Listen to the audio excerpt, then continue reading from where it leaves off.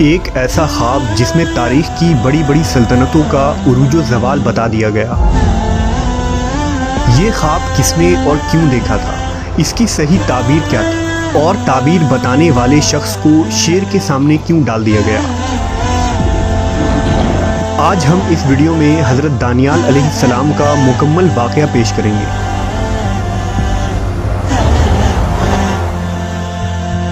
حضرت دانیال علیہ السلام اللہ کے ایک برگزیدہ پیغمبر تھے جو بنی اسرائیل کے زوال کے آخری دور میں پیدا ہوئے۔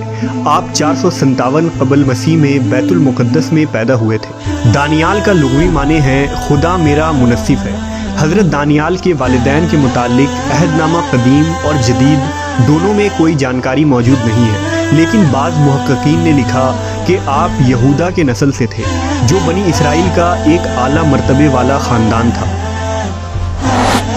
جب دانیال علیہ السلام جوان ہوئے تو یہ بنی اسرائیل کا بدترین زمانہ تھا۔ لوگ بدعمالیوں، ظلم، زناکاری اور طرح طرح کے برائیوں میں مبتلا تھے اور اللہ کے نافرمان ہو چکے تھے، لہذا اللہ کا عذاب بنی اسرائیل پر بخت نصر بادشاہ کی شکل میں قہر بن کر نازل ہوا۔ بادشاہ بخت نصر اس وقت بابل کا ایک ظالم بادشاہ تھا۔ اس نے یہودا ریاست پر حملہ کر دیا اور یہودیوں کے مقدس عبادت خانہ ہیکل سلیمانی کو نیست و نابود کر ڈالا۔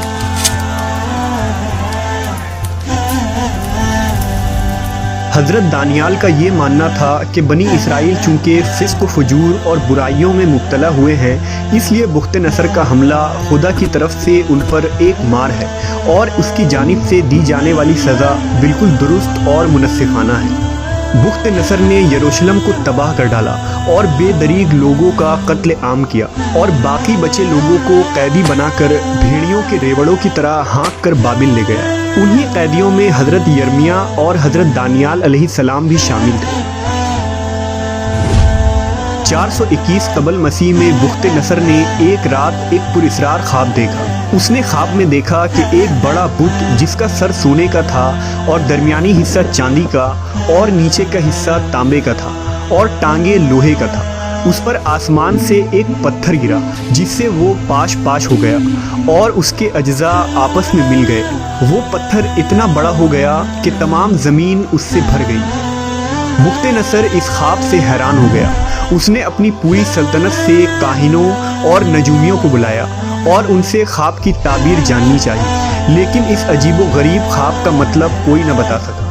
کسی نے بخت نصر کو مشورہ دیا کہ خواب کی تعبیر دانیال سے پوچھا جائے۔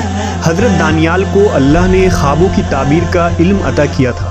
اس وقت آپ علیہ السلام قید خانے میں بند تھے، لہذا انہیں بخت نصر کے سامنے پیش کیا گیا۔ اس زمانے میں یہ رواج تھا کہ بادشاہ کے سامنے حاضر ہونے والا شخص اسے سجدہ کرتا تھا، لیکن حضرت دانیال بخت نصر کے سامنے تشریف لائے تو آپ نے اسے سجدہ کرنے سے انکار کر دیا اور فرمایا سوائے خدا کے کسی کے آگے سجدہ جائز نہیں۔ اس پر بخت نصر خاموش رہا اور اس نے کچھ نہ کہا کیونکہ اسے پہلے اپنی خواب کی تعبیر جاننی تھی۔ جب اس نے اپنا خواب بیان کیا تو اس کا خواب سن کر آپ علیہ السلام نے فرمایا اس بت میں جو تو نے سونے کا سر دیکھا وہ تو ہی ہے، اور تیرے بعد ایک اور سلطنت برپا ہوگی جو تجھ سے چھوٹی ہوگی، اور اس کے بعد ایک اور سلطنت تانبے کی جو تمام زمین پر حکومت کرے گی، اور چوتھی سلطنت لوہے کی طرح مضبوط ہوگی، اور جو تو نے دیکھا کہ اس کے پاؤں اور انگلیاں کچھ تو کمہار کی مٹی کی اور کچھ لوہے کی تھیں، سو اس سلطنت میں تفرقہ ہوگا، اور ان بادشاہوں کے ایام میں آسمان کا خدا ایک سلطنت برپا کرے گا جو ہمیشہ قائم رہے گی، اور اس کی حکومت کسی دوسری قوم کے حوالے نہ کی جائے گی۔ پھر حضرت دانیال نے فرمایا جلد ہی تیرے حکومت کا خاتمہ ہوگا اور دوسرے اقوام یعنی فارس، رومی اور یونانی غالب آ جائیں گے۔ حضرت دانیال علیہ السلام کی قابلیت دیکھ کر بادشاہ بخت نصر نے ان کو دربار میں نوکری بخشی۔ بادشاہ ان کی عقل مندی اور ذہانت سے متاثر ہو گیا۔ صحیفہ دانیال کے مطابق حضرت دانیال جوان آدمی تھے، خوبصورت اور ہر چیز سیکھنے کی صلاحیت رکھتے تھے۔ ان کی سمجھ بوجھ اور حکمت کی وجہ سے ان کو دربار میں جگہ مل گئی، اور بادشاہ بخت نصر جب بھی کوئی سوال کرتا تو حضرت دانیال کاہنوں اور درباریوں سے زیادہ مدلل اور بہترین جواب دیتے تھے۔ حضرت دانیال نے بابل میں قیام کے دوران کبھی غیر حلال کھانا نہیں کھایا۔ آپ سادہ غذاؤں اور پانی پر گزر بسر کیا کرتے تھے، لیکن اللہ نے ان حلال غذاؤں میں ہی اتنی برکت عطا کی کہ آپ بابلی لوگوں سے زیادہ صحت مند نظر آتے تھے۔ حضرت دانیال ہر وقت اپنے پروردگار کی عبادت میں مشغول رہتے اور روز 3 بار بیت المقدس کی جانب رخ کر کے اپنے خدا کی بزرگی اور بڑائی بیان کرتے تھے۔ 410 قبل مسیح میں بخت نصر کو پھر سے پریشان کر دینے والے خواب روز آنے لگے، لہذا حضرت دانیال نے اس سے فرمایا کہ تیری حکمرانی تب ہی محفوظ رہ سکتی ہے جب تو خداوند کی حکمرانی تسلیم کرے گا۔ حضرت دانیال نے اسے نصیحت کی کہ اس صورتحال سے بچنے کے لیے غریب بندوں پر اپنے خزانوں کا رخ کھول دے، بھوکوں اور محتاجوں کی مدد کر، پھر شاید خداوند تجھ پر اپنا رحم کر دے۔ لہذا بخت نصر نے اس نصیحت پر عمل کیا۔ اس نے غریب بنی اسرائیل کی خوب مدد کی، یہاں تک کہ بنی اسرائیل کا ایک شخص بھی بھوکا اور غریب نہ رہا۔ لہذا بخت نصر پر آنے والا عذاب ٹل گیا اور ملک کے حالات بہتر ہو گئے۔ 397 قبل مسیح میں بخت نصر کی موت ہو گئی۔ مورخین نے لکھا کہ دانیال علیہ السلام کی مثال حضرت یوسف علیہ السلام کی طرح ہے۔ آپ حضرت یوسف کی طرح ہی قیدی بنا کر دوسرے ملک میں لائے گئے اور دونوں کو ہی خواب کی تعبیر کے علم سے نوازا گیا تھا۔ اگر یوسف علیہ السلام نہ ہوتے تو پورا مصر تباہ ہو جاتا۔ بالکل اسی طرح اگر دانیال علیہ السلام نہ ہوتے تو بابل تباہ ہو چکا ہوتا۔ بخت نصر کے مرنے کے بعد اس کا بیٹا بالشازار بادشاہ بنا۔ یہ انتہائی نالائق اور عیاش بادشاہ تھا۔ دوسرے وزیر جو حضرت دانیال کے بڑے عہدے کی وجہ سے ان سے جلتے تھے، انہوں نے بادشاہ کو حضرت دانیال کے خلاف بھڑکانا شروع کر دیا اور بادشاہ کو بتایا کہ دانیال نہ آپ کو سجدہ کرتا ہے اور نہ ہی وہ بابل کی سلطنت کا خیر خواہ ہے۔ وہ تو یہ کہتا ہے کہ جلد ہی بابل کی سلطنت کا خاتمہ ہو جائے گا اور اس کے خدا کی حکومت قائم ہوگی۔ لہذا بادشاہ نے آپ کو شیروں کے آگے قید خانے میں ڈال دیا۔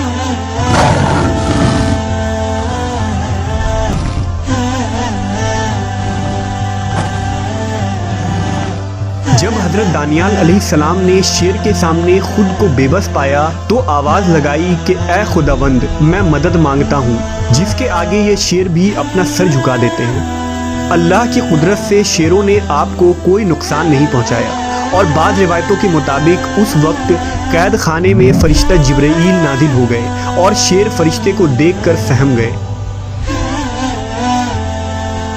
صبح ہوئی اور جب لوگوں نے قید خانے میں جھانکا تو دیکھا کہ حضرت دانیال صحیح و سلامت اندر موجود ہے اور شیر ایک کنارے پر بیٹھا آرام کر رہا ہے۔ اب لوگ سمجھ گئے کہ آپ ایک نیک اور برگزیدہ شخصیت ہیں، لیکن اب وقت گزر چکا تھا اور خدا کا عذاب قریب تھا۔